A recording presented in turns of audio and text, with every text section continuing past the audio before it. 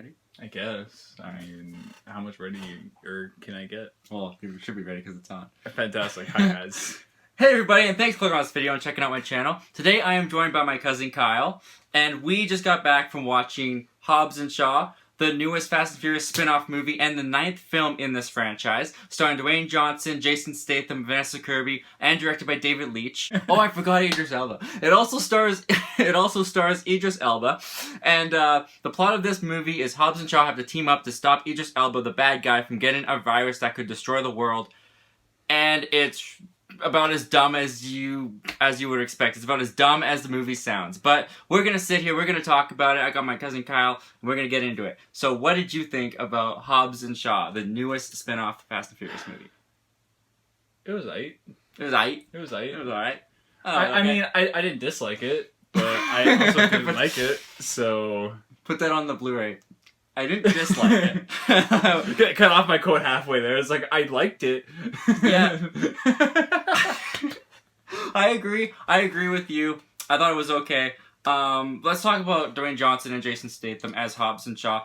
Did you see Fate of the Furious? I did see Fate of the Furious. The 8th one? Yeah. It seemed very clear to me. I don't know if this is actually how it went down, but it seemed clear to me that when Fate of the Furious came out, the biggest pop, the thing that everyone was talking about was Jason Statham and Dwayne "The Rock" Johnson in the jail scene. How that was like kind of everyone's highlight scene of Fate and Furious. And I think they looked at that and thought, those two people could make us some money. And we got Hobbs and Shaw as a result of it. And a lot of their chemistry in this movie, which I thought was good, is mostly just improvisation of them trying to one-up each other with insults. Yeah. Do you agree with that? Yeah, no, I totally agree with that. There's a lot of insult humor in it, where it's just kind of like back and forth banter. But, I mean, like, to be honest, at least in my opinion, I kind of saw that as more like the comedic part, and I kind of enjoyed that more. There's like only like definitely one thing enjoyment in like, it. Yeah, exactly. Yeah, I think there was like a point where like it got so repetitive. Like I think it was like near the end of the movie when they were starting to banter. It's like, okay, cool, this is funny the first like 5 times. So right, yeah, they do it a lot. Like that's really their characters, is just banter and insulting one another and trying to up one another up. Action in this movie, if you've seen the trailers, very over the top.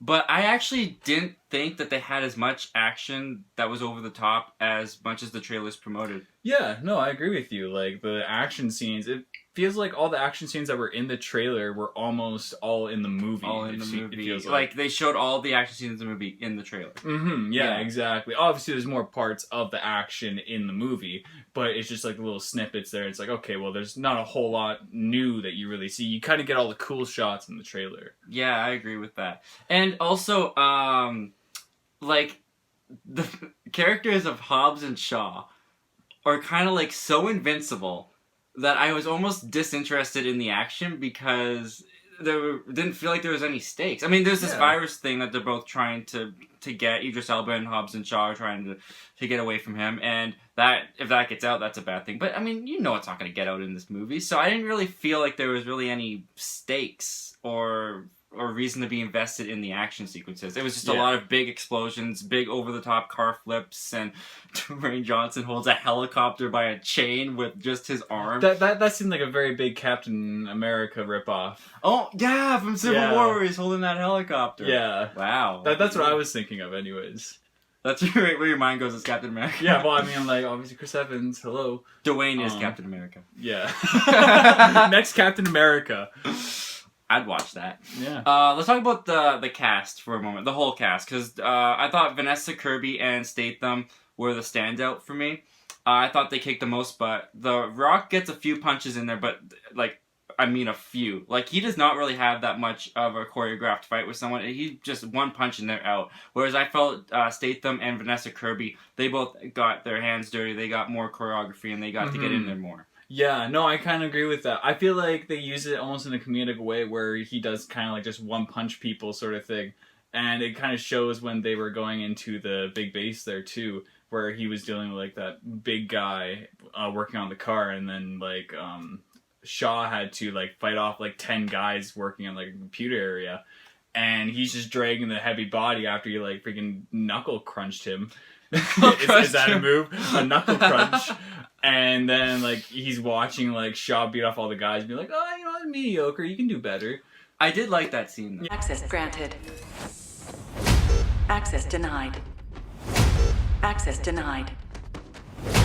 Access denied. I think that worked very well, which is kind of my point. I think it kind of stood as a comedic trope more than it did like an actual like action sort of base. But the whole cast, like, you can't deny the whole cast is having a ball in this movie. Idris Elba is having a lot of fun in this movie. Dwayne Johnson and Jason Statham are having a blast. You can tell they're grateful to have this opportunity to have this movie to themselves. Although one thing that I noticed about this movie is because Idris Elba is essentially a super villain. Like, he's got like this, like he's like they call him the Terminator. He's basically half human, half machine. Or as Obi-Wan would say, he's more machine now than man. He is cyborgs. He's a cyborg. That's what I'm looking for after all this derailing. But yeah, he's essentially a cyborg, and he's having a lot of fun with the role, but it does not feel like it fits in the Fast and Furious world. Like, I can't picture in the first Fast and Furious movie where it starts with them just like stealing VCRs off of trucks, that we now have in this world a supervillain made of machinery running around. It just doesn't fit for me. Mm-hmm. And I didn't really tune into any of like the Fast and Furious movies except for Fate and Furious, and I think the 7th one, but I don't think I remember anything about the 7th one. But like Paul Walker, and that was his last one. Oh, that was his last one. That's when he died. Yeah. Oh, I thought that was the 6th one or something like that. Okay, cool. So wow, I guess he got another movie than I thought. So the bad guy, what was his name again? I don't remember his name. I just calling him Idris Elba. Yeah. He calls himself Black Superman at one point. Okay, so Black Superman. What is his name? We should have done research. Well, I mean, this is like kind of our first impression from after the movie. Yeah, so I don't remember his name. If you can't remember the bad guy, if you guys know his name, put it down in the comment section. Yeah, even though we'll probably know anyways after recording this. Yeah. Look up on our phones. But yeah, I felt like there was motivation, but it wasn't like. It wasn't good motivation, in my opinion. Yeah, it was like he was rambling on about how humanity needs to evolve. Yeah. So they all need to become like him. But yeah, his motivation was a little lost for me as well. Mm-hmm. I also felt that we talked about the Jason Statham and Dwayne Rock Johnson improvising one up and the other. There's a lot of improvisation in this movie. Like, a lot of characters and a lot of scenes are improvised, and I felt like a lot of them went on too long. Like, there's a lot of scenes in this movie that I wanted cut shorter, cut back, or just taken out of the movie completely. This movie was way too long for its own good. Mm-hmm. Do you agree with that? I think so, yeah. And I think there were, like, even bits, like... There's this air marshal that is very well known. He's a very well-known person. He's a cameo in this movie. Very well-known cameo. Mm-hmm. And that scene just felt like it went on for like 6 minutes. I'm going to be honest. I figured that would have gone on for so long, and my prediction was right, and I think that tuned me out of it even more. I don't even remember what they talked about, except for like getting access to special things. Yeah, I don't know what they talked about. I think they rambled on for so long. Yeah, they rambled on about how they should stop fighting, and then he was like, "You should add me to the party," and then he was like, "I got access to stuff that you probably don't have access to," and that's all it was. But it was like it could have been cut down by like 3 or 4 minutes if it even went on that long. It felt like it went on forever. I feel like you're like not in frame very well. Hi. Okay. Turn it that way. Yeah, no worries. Sorry. I hope you like the side of his face for like half of this video. I mean, I got a little pretty beauty mark right there, so that's beauty. But yeah, no, like I was saying, just this movie's so long, and I feel like it's so long, and I honestly, admittedly, I got a little bored at times. Like, there were times where I actually felt myself pretty bored, not just because I was disinterested in a lot of the action because I felt there was no stakes, but also because of those improvised scenes that went on for too long, that they would just keep rambling and rambling and rambling, and it got to the point where I stopped listening to what they were saying because it was just it was boring. It wasn't going anywhere, and I zoned out. Yeah, they're repeating a lot of things, and I think it kind of works better if you were insulting the whole time. But like when you're just having the regular conversation with anyone else, it doesn't work. Yeah, so I agree. But the movie isn't bad. Do you agree with that? Oh yeah, no, it's definitely not bad. It's definitely not an eyesore. That's for sure. No. It's anything but an eyesore. Are you a fan of The Rock? What are you talking about? No.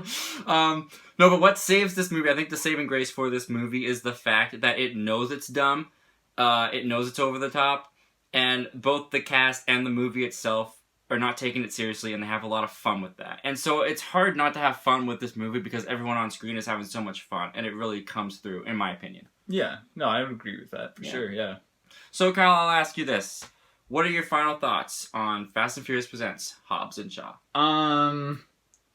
It was good. There was some good action scenes. I still wish there was more action. Went on a little bit too long. I kind of don't like how they ended it. I feel like there should have been another way that they could have finished it off, but they didn't. Just kind of like leaving that spoiler free. But yeah, I don't know what else to think about it, honestly. Yeah. I would say Hobbs and Shaw, as far as the Fast and Furious spinoff goes with these characters, if you're not in love with these characters, if you don't really care too much for the Fast and Furious franchise, I don't think this movie's going to do much for you. They do have callbacks, and they do talk about things that had happened in previous movies. One I caught was in The Fate of the Furious, when they talk about how they were locked up together. That was one that I caught. But Jason Statham and Dwayne The Rock Johnson are having a lot of fun. The cast in general is having a lot of fun. I'm just not having as much fun as they are. And I think that this movie didn't need to be a part of the Fast and Furious franchise. I feel like that part is just to have the money grab, the money taker in the title. Well, I mean, his last name is Leach. David Leach. Oh, poor director. But yeah, so I would say the Hobbs and Shaw, in my opinion, was okay. If you really love the Fast and Furious franchise and you've loved Hobbs and you've loved Shaw, this does let you learn more about them. They do go more with the characters. It is kind of fun to learn more about Hobbs and Shaw as characters in this movie. Yeah, no, for sure. But as someone who doesn't love those characters and enjoys the Fast and Furious movies, quite alright. I thought this was just okay. And if you're kind of feeling like you're in the same boat as me, I would recommend not catching this in theaters. Maybe on Netflix one night when you just want to have a good old time. Yeah. I agree. Anyway, guys, those are our thoughts and opinions on Hobbs and Shaw. But what did you think about Hobbs and Shaw? Comment down below. Let us know. We want to hear all your thoughts and opinions about this movie.